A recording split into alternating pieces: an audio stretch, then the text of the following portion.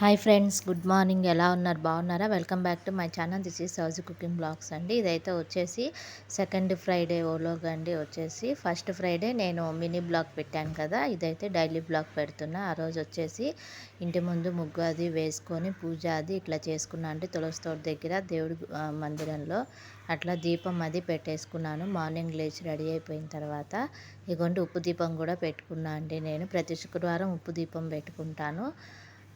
మీరు కూడా పెట్టుకోండి, చాలా మంచిదండి. ఇవి పూజా సామాగ్రి పూజ కోసం ఏర్పాటు చేసుకున్నాను. రాగి సామాన్లు, ప్రసాదం ఏర్పాటు చేస్తున్నా అండి. సగ్గుబియ్యం పాయసం చేశాను ఆ రోజు. వచ్చేసి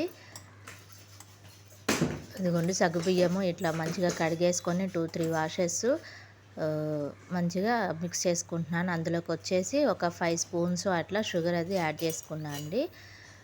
యాడ్ చేసేసుకొని కలుపుకుంటూ ఉండాలి. దగ్గరే ఉండి మనము వదిలేయకూడదండి, అడుగంటేస్తుంది. సగ్గుబియ్యం పాయసం కదా అది. వచ్చేసి ఇట్లా వేసి షుగర్ కూడా యాడ్ చేసి మొత్తం కలిపేసుకుంటున్నాను.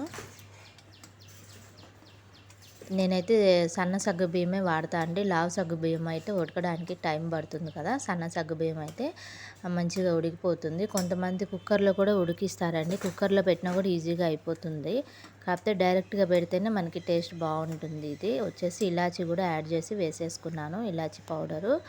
నెక్స్ట్ బాదం పప్పు దంచుకుంటున్నా అండి. వచ్చేసి బాదం తీసుకున్న ఒక 5-6 బాదం పప్పులు దంచి ఇందులో కూడా వేసేసుకున్నాను.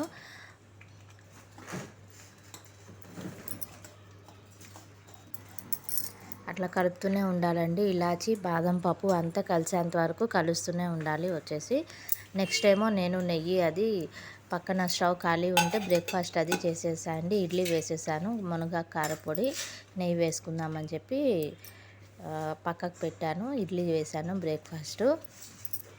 నెక్స్ట్ అయితే ఇక వచ్చేసి నేను బ్రేక్ఫాస్ట్ అయిపోయిన తర్వాత పాలు అది పోసేసానండి. పాలు పోసేసి డీప్ ఫ్రై కోసం అని చెప్పేసి ఒక బాండ్లీ పెట్టి అందులో నెయ్యి వేసి జీడిపప్పు కిస్మిస్ వేసాను. వేసి డీప్ ఫ్రై చేసుకొని ఆ సగ్గుబియ్యం దాంట్లో వేసేసా అండి. వేసి పాలు అవి పోసేసుకొని సగ్గుబియ్యం పాయసం రెడీ అయిపోయింది. అమ్మవారికి నైవేద్యం మొత్తం మిక్స్ చేసేస్తున్నాను. స్టవ్ ఆఫ్ చేసేసుకున్నాను అండి. మీకు కావాలి అంటే అది గట్టిగా అయిపోతుంది కాబట్టి తినే ముందు మీరు మంచిగా మళ్ళీ కొంచెం పాలు వేడి చేసుకొని ఆ సగ్గుబియ్యం పాయసంలో వేసుకోవచ్చు. నెయ్యితోటి వేయించాం కాబట్టి పాయసం కూడా చాలా టేస్టీగా వస్తుందండి. జీడిపప్పు, కిస్మిస్, ఇలాచి, షుగర్ కదా. ఈ పూజ అంతా అయిపోయి అమ్మవారికి నైవేద్యం పెట్టాక టెంపుల్కి వెళ్ళా అండి. నేను నియర్ బై మలక్పేటలో సాయిబాబా టెంపుల్ అండి. అందరు దేవుళ్ళు ఉంటారు. ఇదేమో లోపల ఫ్లోరింగ్ అండి. ఇక్కడ అందరికీ అభిషేకం చేస్తున్నాం, శివుడికి వినాయకుడికి. ఇదేమో వచ్చేసి దుని అండి.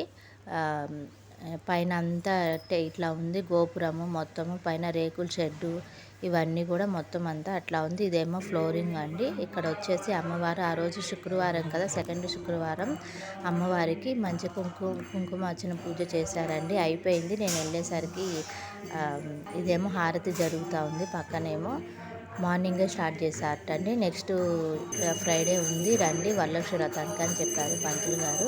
సరే వస్తానని చెప్పి వచ్చాను.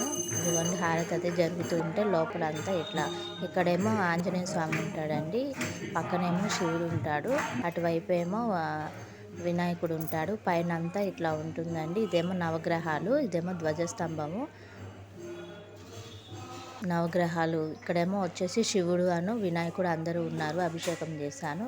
నవగ్రహాలు లోపల ఇదండి షిరిడి సాయిబాబా వాళ్ళది. ఇది బయట అంతా ఇట్లా ఉంటుందండి. ఆ రోజు వచ్చేసి అన్నదానం జరిగింది.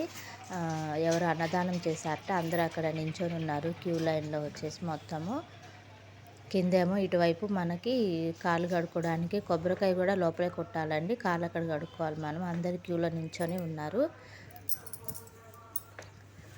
సెకండ్ ఫ్రైడే అయితే అలా జరిగిందండి. నాకు మంచిగా నేను ఇంట్లో పూజ చేసుకున్నాను, టెంపుల్ కూడా వెళ్ళొచ్చాను, హాయిగా అనిపించింది. అక్కడ